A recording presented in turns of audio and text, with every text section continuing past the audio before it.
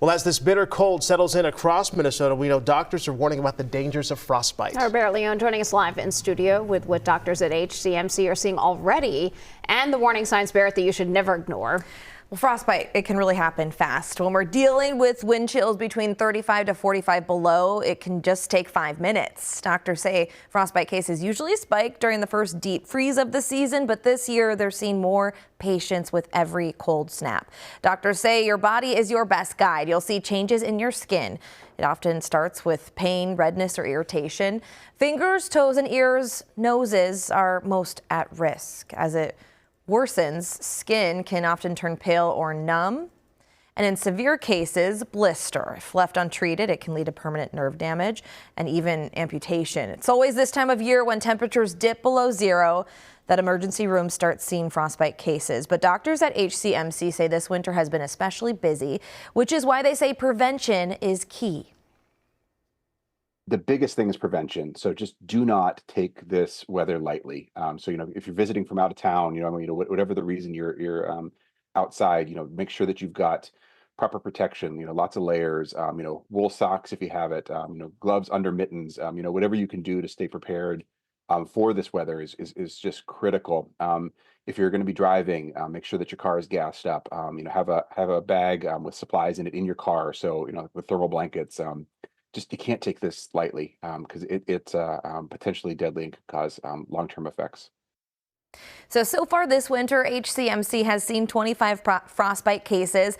That's compared to 78 last winter. Dr. Master says prevention is the first line of defense, but if you do start to see signs of frostbite, you'll want to come inside, warm up right away. And if you see some of those more serious symptoms like bleeding and blistering, seek medical treatment right away.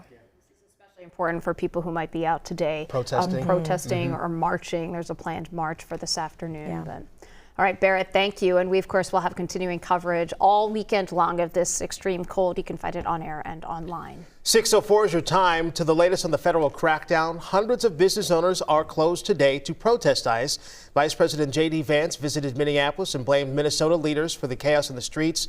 3 people who stormed a St. Paul church service are now facing federal charges as the Border Patrol boss says there's no end date to ICE's operation. But first, a story we've been following that went viral. What I find is that the 5-year-old was not arrested. I heard, "What are you doing? Don't take the child." So a 5-year-old is now in a holding facility in Texas with his father. This is after ICE detained him at their Columbia Heights home. The vice president is now leading the charge as the federal government justifies agents taking the child. Our Connor White is looking into competing narratives as we learn the family was working towards gaining asylum. It's a now viral photo sparking outrage. An ICE agent with his hand on 5-year-old Liam Ramos' Spider-Man backpack before taking him away from his home in Columbia Heights on Tuesday. Are they supposed to let a 5-year-old child freeze to death? Vice President J.D. Vance in Minneapolis Thursday says ICE needed to look after the child. According to the Department of Homeland Security, Ramos' dad ran away when ICE showed up, leaving him behind. In the newly obtained video, you can hear an ICE agent tell protesters they are trying to turn Ramos over to his mother. No, we're not. We're trying to get him with the mom. DHS says dad wanted to keep Ramos with him. It's moments later that agents lead the 5-year-old into one of their cars. I've heard that there's accusations that he perhaps fled. Everything I've heard is that he was handcuffed in the driveway. Columbia Heights School District leadership arrived as ICE drove away with Ramos and his father, continuing to say ICE used Ramos as bait to try to draw his mother out of the home, with his father telling her to stay inside out of fear. Dad was yelling, "Please do not open the door. Don't open the door," because of the other picture that I'm sure you've seen where there's a little boy knocking at the door with an ICE agent looming over him. From his law offices here in Roseville, attorney Mark Prokesh, who has taken over the case for Liam and his father, says that ICE never needed to detain them in this way in the first place because they both entered the country legally in 2024 and have been following the legal steps towards gaining asylum. Detention of families, parents, children who pose no flight risk, no danger to the community is simply inhumane and unacceptable. He says father and son came through a legal port of entry in 2024 from Ecuador and have no criminal history in the U.S. With photojournalist Muhammad Ali, Connor White, WCCO News. The Columbia Heights School District Superintendent says ICE raided the home of one of their families yesterday. School leaders say 4 of their students have been detained by ICE, including Liam Ramos. ICE! This morning, we are waiting to learn if 3 people involved in this St. Paul church protest will be released from jail. They are facing federal charges after storming into City's Church on Sunday to confront the pastor who also leads ICE operations in St. Paul. Now, U.S. Attorney General Pam Bondi was in Minneapolis this week after promising to charge the protesters. Community activist and civil rights attorney Nakima Levy-Armstrong and St. Paul board member Chantil Allen were among those arrested. They're accused of obstructing people's right to worship.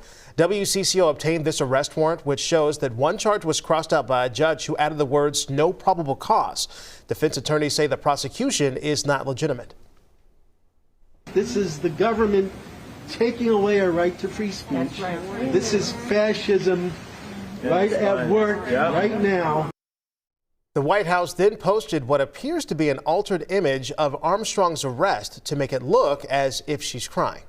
Defense attorneys say they expect Allen and Armstrong to be released from custody today. They're currently being held in the Sherburne County Jail. Let's get to the very latest from the Live Desk. That's where Maria Lisignoli is, following a boycott today from several Minnesota businesses. Maria? Hundreds of businesses in the Twin Cities are planning to close today to protest ICE. Activists are calling for no work, no school, and no shopping, calling it a day of truth and freedom. Small business owners have called on elected leaders to act and limit ICE operations in the state. Owners of coffee shop Pillar Forum say they won't sell anything, but their doors will stay open to give people a place to come in from the cold. From the beginning of when this issue started escalating here in Minneapolis, all of us here know how we feel about the matter and have been very vocal that we are against ICE and we are against them being in our spaces, and we're against the, sanctioned violence. Now, a march is planned for this afternoon at 2 o'clock, where people will march from the Commons in Minneapolis to Target Center and then hold a rally inside the arena, which, as you know, is great news because it is so cold out there. We talked about hypothermia and we talked about the risk of frostbite, and this is why we were taking people make these precautions right now if anyone is in fact going to be outside today. Maria Lisignoli from the Live Desk. Maria, thank you. I know we will have updates on the federal crackdown as well as today's developments on the protest planned in this dangerous cold. You can find it on air, streaming, and online.